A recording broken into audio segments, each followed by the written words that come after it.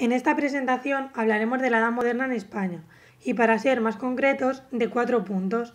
En primer lugar, la Guerra de Sucesión y el Tratado de Utrecht. Después, la Ilustración.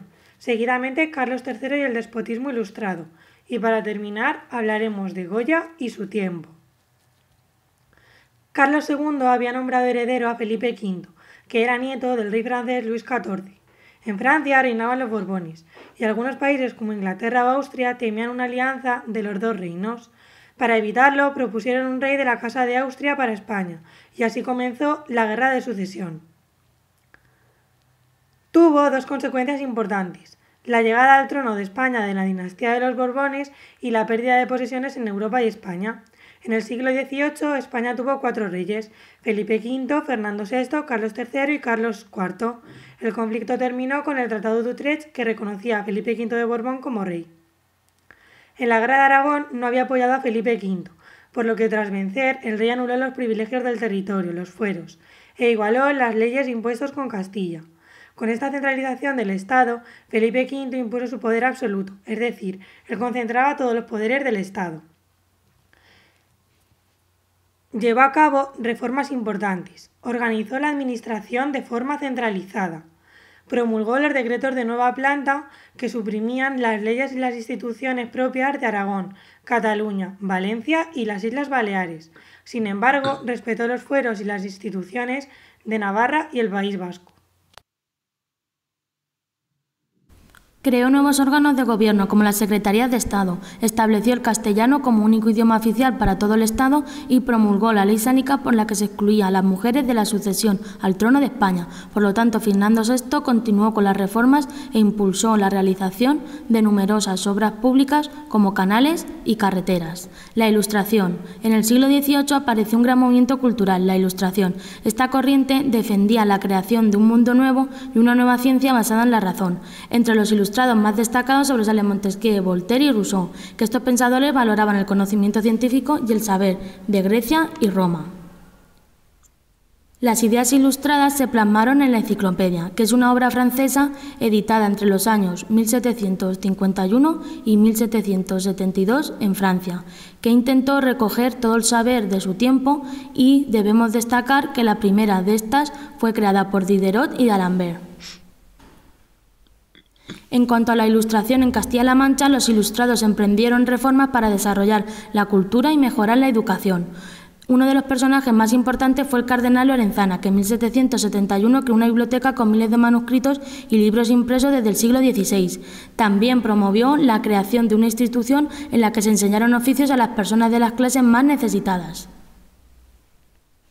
Como conclusión, se puede decir entonces que la Ilustración surge y se difunde bajo una consigna que reúne a todos los grandes pensadores europeos, y la principal idea de esta corriente fue el hecho de que se abandona el orden basado en Dios y se instaura un nuevo orden basado en el hombre.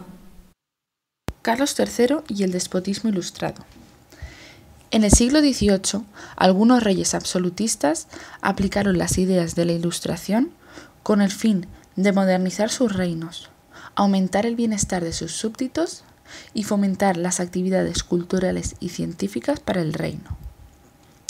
El despotismo ilustrado intentó relacionar el absolutismo monárquico con el espíritu reformador de la Ilustración, que intentaba que las sociedades europeas abandonaran la ignorancia y la superstición que se basaba en ideas irracionales de la época.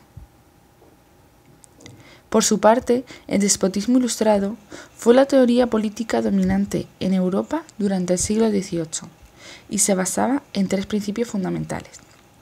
1. El poder absoluto lo regía la monarquía. 2. El ideal del rey filósofo. Y por último, todo para el pueblo pero sin el pueblo.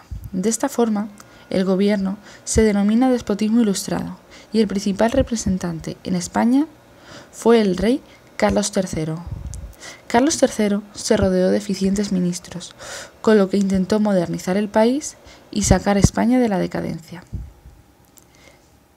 Entre otras cosas, trató de mejorar la agricultura, la industria y el comercio. Reformó la educación y creó bibliotecas y museos, como el del Prado. Además, bajo el reinado de Carlos III, España recuperó la isla de Menorca.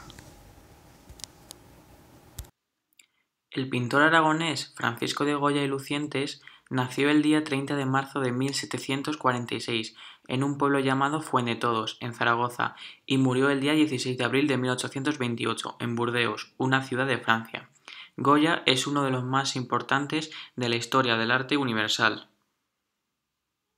Fue pintor de la corte y retrató a reyes como Carlos III y Carlos IV. También pintó escenas populares de verbenas y fiestas, y captó la tragedia y el sufrimiento de la guerra, como el fusilamiento del 3 de mayo. Entre sus obras más destacadas tenemos La maja desnuda, del año 1800, y La familia de Carlos IV, de ese mismo año. Pero sin duda, su obra culminante es la serie de pinturas negras con las que decoró su casa de campo, la llamada Quinta del Sordo, haciendo referencia a la enfermedad que tenía y que le fue dejando en este estado a partir de 1792, cuando tenía 46 años. Su obra más representativa de esta etapa es Saturno devorando a sus hijos. Desarrolló un estilo que inauguró el romanticismo, debido a la pintura de caballete y mural, al grabado y al dibujo, y también supuso el inicio de la pintura contemporánea. En 1770 viajó a Italia, donde estableció contacto con el estilo neoclásico. Su maestro fue Anton Raphael Mengs y su cuñado, Francisco de Bayeux. Como conclusión, podríamos decir que Goya vivió entre dos épocas históricas. En primer lugar, el antiguo régimen, con las monarquías absolutas y los estamentos privilegiados, y posteriormente el régimen liberal, nacido de los principios revolucionarios franceses, con la exaltación de las clases medias y la soberanía popular.